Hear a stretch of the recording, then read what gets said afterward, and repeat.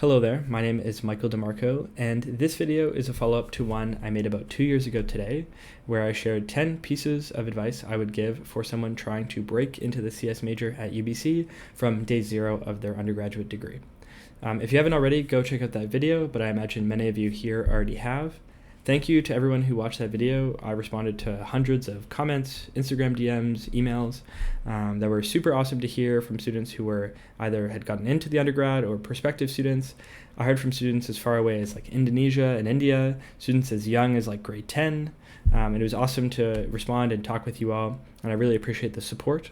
In answering those questions, there were also some common themes that I wanted to pull into a video and then hopefully post for everyone to benefit from. And then also in the past 2 years, I've learned a bunch of things about the CS major that hopefully can serve as a nice addendum to the earlier advice I gave. So the first thing I want to talk about was UBC's co-op program. I often get asked to compare it to other schools like Waterloo and the like. And it's tough for me to compare exactly, but I can share my experience in UBC co-op. So it's an awesome way to get started. UBC's co-op program is going to give you really, really good resume support, cover letter support, give you a hand-picked curation of jobs that are looking for UBC undergraduates, which is great. And so it'll be really instrumental in you landing your first and maybe second positions. Past that point, I'd say a lot of students end up having to do the heavy lifting. So you end up going outside of the UBC co-op job board and finding your own positions and then just applying to them on your own. So it becomes less impactful. That doesn't mean it's bad at all. UBC's co-op program, I've had friends get into all the FANG companies you can imagine. A lot of quants are the thing now.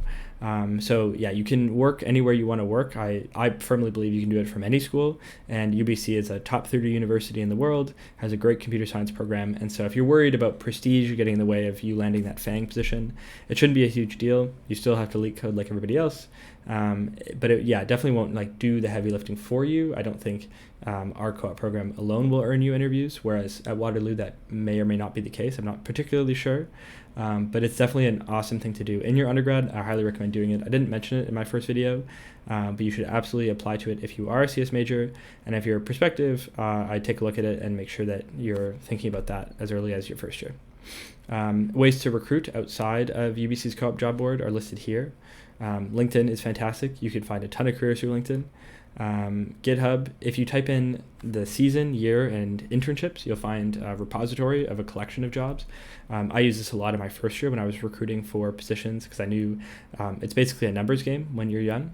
And so, for example, if you're recruiting for next summer, which has just opened up, you would say summer 2023 internships, and you'll find positions.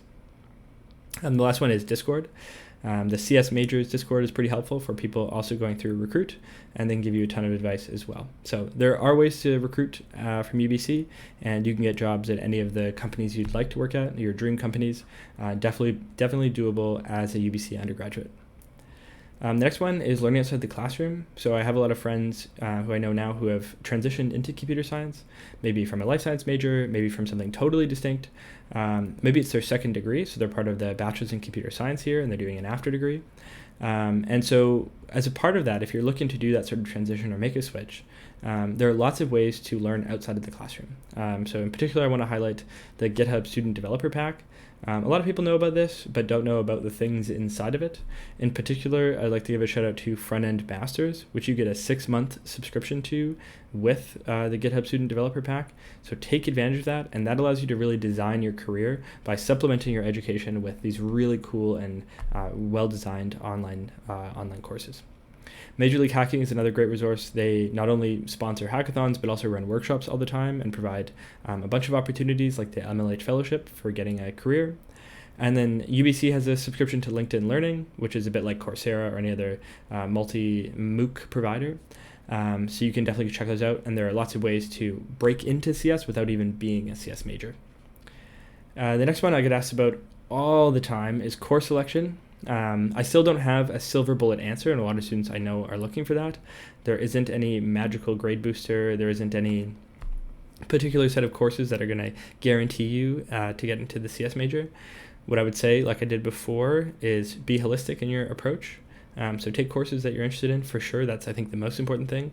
But also in picking, and I didn't realize this basically until my third year at UBC, but you also have to count for every single aspect of a course. So you have to think about the professor teaching, the location, the time, if that works for you.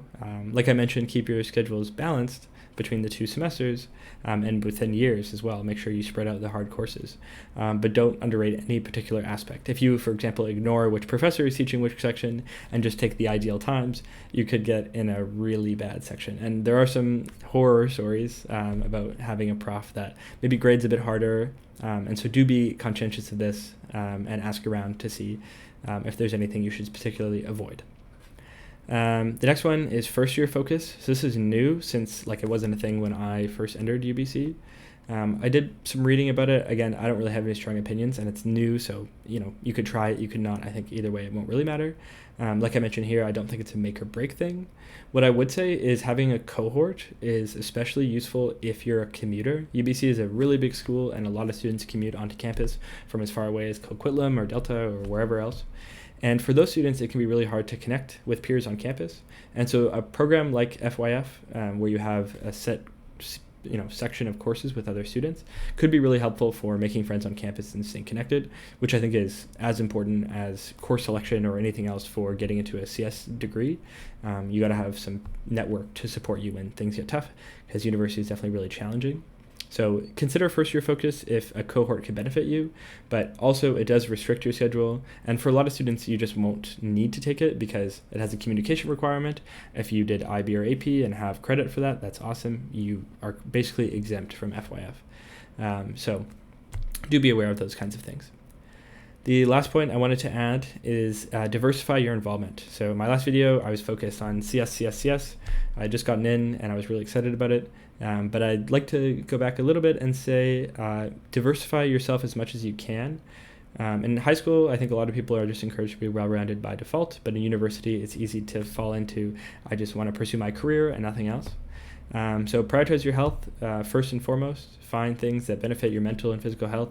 Go to the gym, meditate, do whatever works for you. But stay diversified in the things you're doing and prioritize yourself. And then on campus as well, don't only join the computer science-based clubs because you think that will make you more likely to get into the major. Frankly, the most important things clubs will do for you is provide a network of friends to support you. And so just join things you're really interested in. If you always want to be a journalist or perhaps you like debate, go find clubs that do that kind of thing. Join the UBC, join UBCDS. Whatever clubs stand out to you, go join them.